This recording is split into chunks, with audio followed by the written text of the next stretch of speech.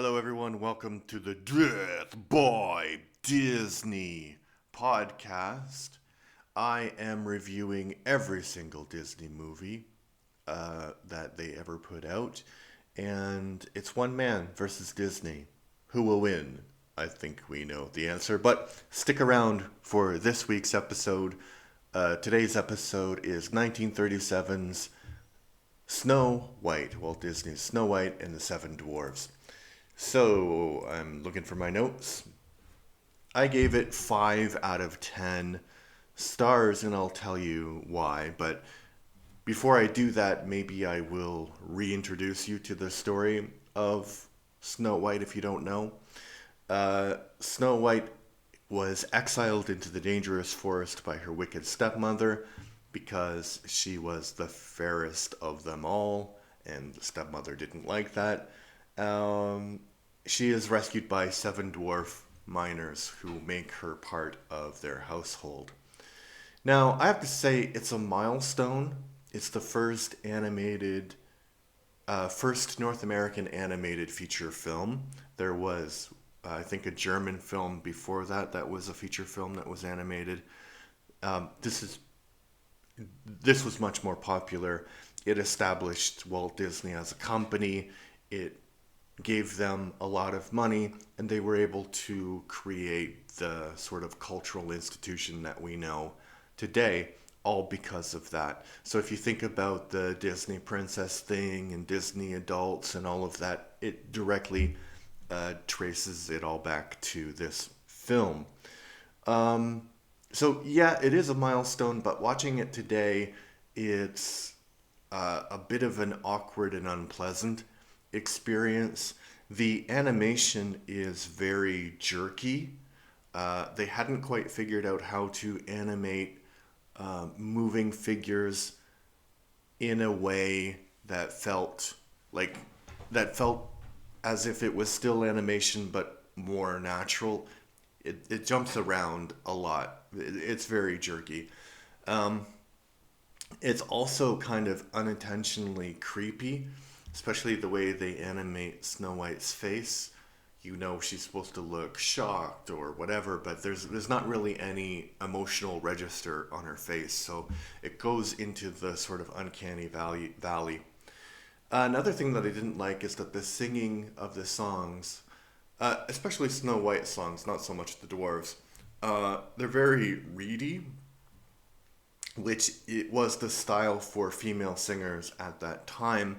And I'm not sure if it was like the recording process that made the voice reedy or whether it was actually a style. But for the modern ear, it's I think some people might like it. Personally, I don't particularly like it. Uh, it just reminds me of my grandmother singing, even though I don't remember my grandmother singing, but I feel as if I had heard her singing voice, it would sound like that, which is okay, but it's not a timeless sort of thing, is what I mean. The bits with the evil queen's transformation are just simply stunning. Walt Disney did a very good job in the early years of animating evil, if that makes sense. The over the top, like, ha ha ha ha ha ha, that's great. So the movie is fun to watch for that. Another thing is that the dwarves look at Snow White in a very creepy way. I guess it's supposed to be cute, but they're like bashing their eyelashes at her, and it's like, okay, this is a 14-year-old girl with a bunch of grown men who happen to be dwarves, and it's okay because they're dwarves, but there's a lot of undertones about it which are weird. I'm going to talk about that in a bit more, but to make this more fair and balanced criticism and a bit more educational, I'm going to provide trivia in each episode. So, the first bit of trivia, as I said, I think earlier, the film is the highest grossing animated film of all time adjusted for inflation. So, it's the most financially successful thing of all time. And I think that's just because it established Disney, and Disney is very popular, as you know. Um, And in this series, you're gonna see a lot of evil things. Not animated evil, but literal evil things that Disney has done as a company and Walt Disney as a person did when he was alive running the company. The first thing that he did is the voice of Snow White, Adriana Casoletti, was held to a strict contract, meaning that she couldn't sing in movies again. She had a small part in The Wizard of Oz in 1939, but basically this movie was the end of her career, which is crazy because it's the most successful movie of her career, and this was the end of it. Although I think probably if she had been given a fair chance, that singing style of hers, as I mentioned, probably would have gone out of fashion anyway. But she wasn't given a fair chance, so that's a bit evil, Mr. Disney. Another thing which is pretty clever is that this was one of the first films to have merchandise available at the time of the premiere. So you could go and you could buy, like, I don't know what they were exactly, but you could buy stuff that was connected to the film, which is a pretty unique marketing thing in a way for Disney to make money.